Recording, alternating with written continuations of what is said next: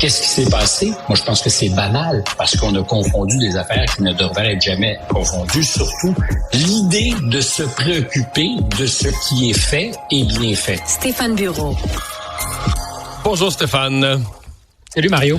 Alors, quel 48 heures ce procès Depardieu. Et hier, pendant qu'on s'en parlait, en fait, comme on finissait de s'en parler, je comprends que M. Depardieu arrivait là pour s'exprimer lui-même.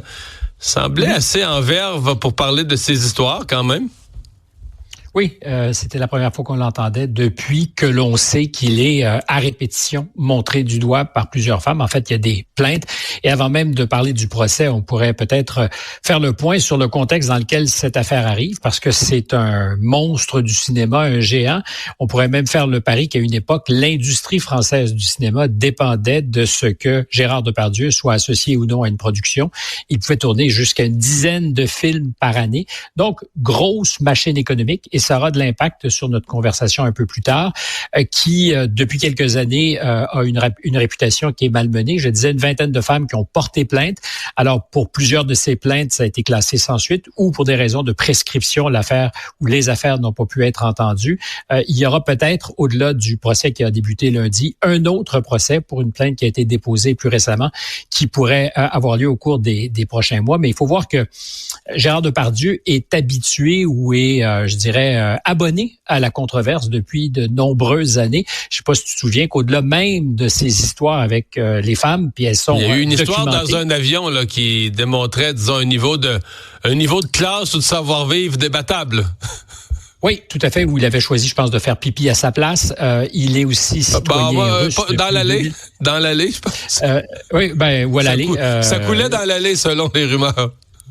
Alors, ça donne une idée, mais c'est un personnage qui a eu une licence pour faire tout ce qu'il avait envie de faire. Tu ne disais pas non à Gérard Depardieu s'il s'installait dans un hôtel quelque part et qu'il avait envie d'entrer dans les cuisines dans le milieu de la nuit, et ça a été rapporté plusieurs fois, il le faisait. Citoyen russe depuis 2013, quand je parlais d'être habitué à la controverse, alors je ne lui reproche évidemment pas l'envie de vivre ailleurs qu'en France. Quand Hollande avait augmenté les impôts des plus fortunés, là, qui y avait déménagé.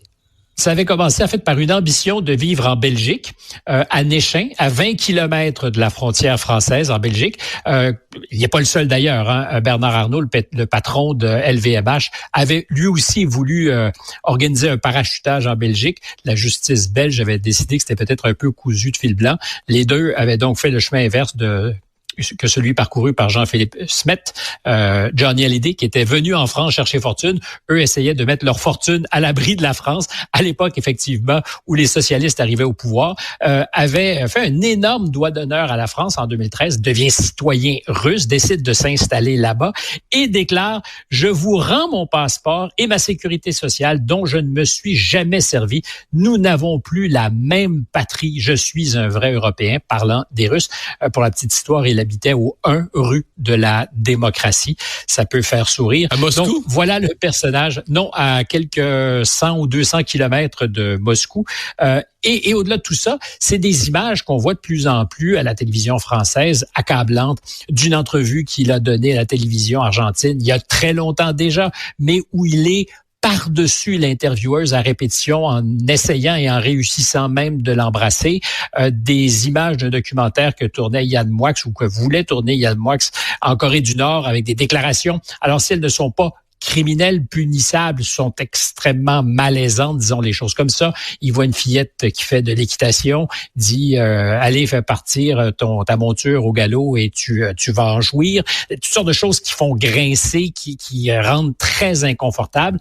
Et c'est pas nouveau. Ça fait longtemps qu'on dit ça de Gérard Depardieu. Puis je termine l'espèce de petit survol. Il faut quand même se souvenir que dans les années 90, alors qu'il était en nomination pour un Oscar à Hollywood pour Cyrano, il va être totalement disqualifié après une entrevue donnée à la presse américaine et qui fait que depuis cette époque d'ailleurs, il n'est pas tenu en odeur de sainteté là-bas, où on dit avec confusion dans la traduction, parce qu'il avait dit que dans sa jeunesse, il avait assisté à des viols et ça a été traduit assisted, donc aurait participé.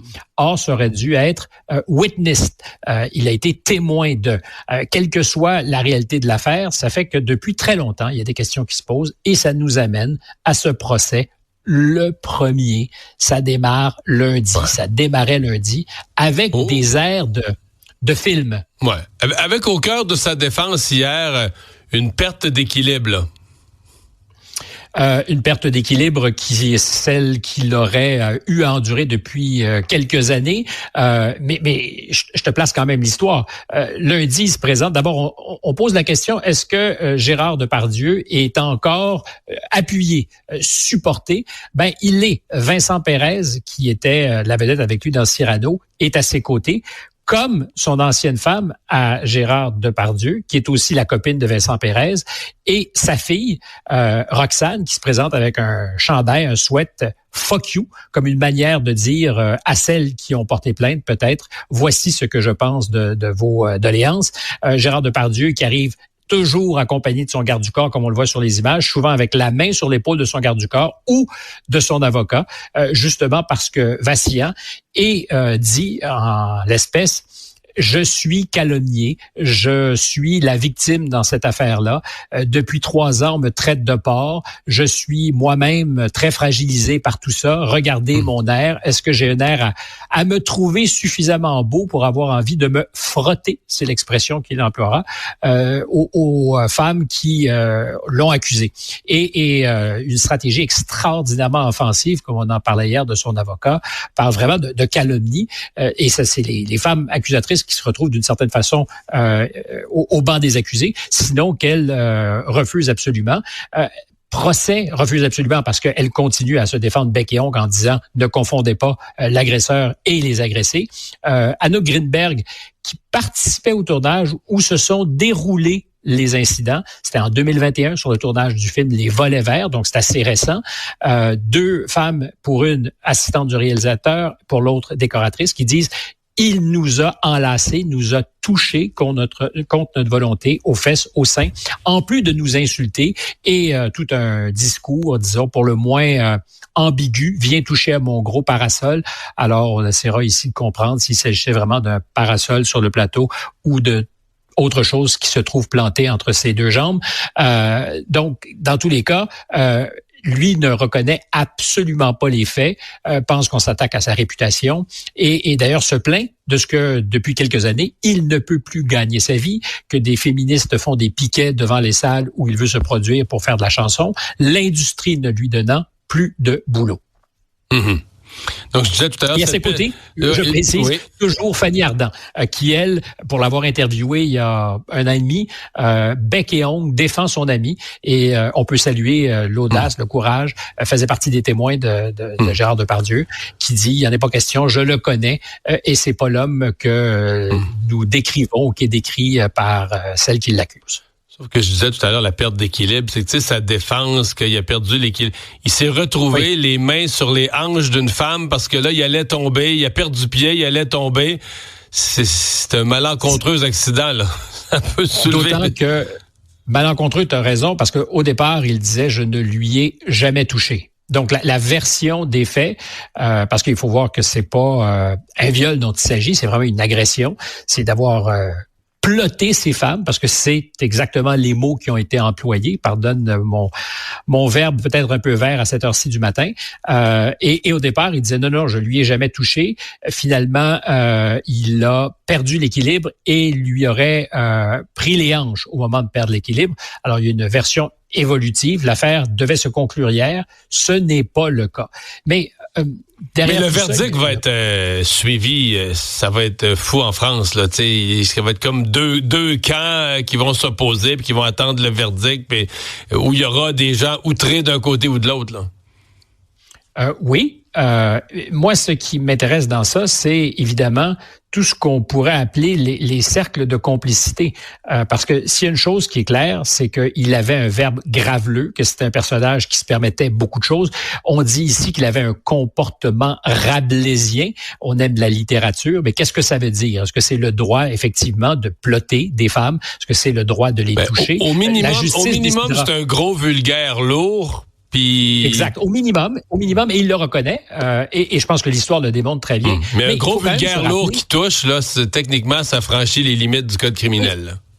Ben alors ça, c'est la justice qui va trancher là-dessus. Mais il n'y a pas de doute que le personnage est, je ne sais pas si on doit dire problématique, mais en tout cas des comportements qui peuvent être absolument perçus comme problématiques. Puis je te dis que c'est pas nouveau, parce qu'en 1985, quand il tourne avec Maurice Pialat dans le film Police, aux côtés d'une jeune actrice, Sophie Marceau, qui commence, elle va signifier qu'elle n'a pas aimé l'ambiance sur le plateau, que c'était pas juste lourd, que c'était oppressant, qu'il y avait des gestes déplacés qui ont été posés.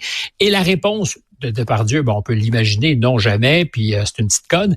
Mais le réalisateur, Pialat, va dire la même chose publiquement à la radio. C'est une sale conne d'une actrice qui commence dans le métier. Donc, je repose la question, est-ce qu'il y aura une tentation pour cette industrie qui ne peut que savoir et ne pouvait pas ne pas savoir pendant des années ce qui se passait? Est-ce que cette industrie va se laver les mains et dire, bon, l'affaire est réglée, il est peut-être condamné, ouf, si on avait su, évidemment, on n'aurait pas. Ça tient pas la route. C'est un peu comme quand les gens se sont surpris que Gabriel Matzneff soit un jour montré du doigt, mais sévèrement, pour ses comportements pédophile. Quand il a reçu le Renaudot en 2013, personne n'avait envie d'en parler, alors que Denise Bombardier, sur un plateau de télévision, très courageusement, beaucoup plus tôt, l'avait fait, avait créé un fret, genre 30 ans avant, là. Oui, 25 ans avant ou 20 ans avant, ça avait créé un fret, alors que tout le monde savait.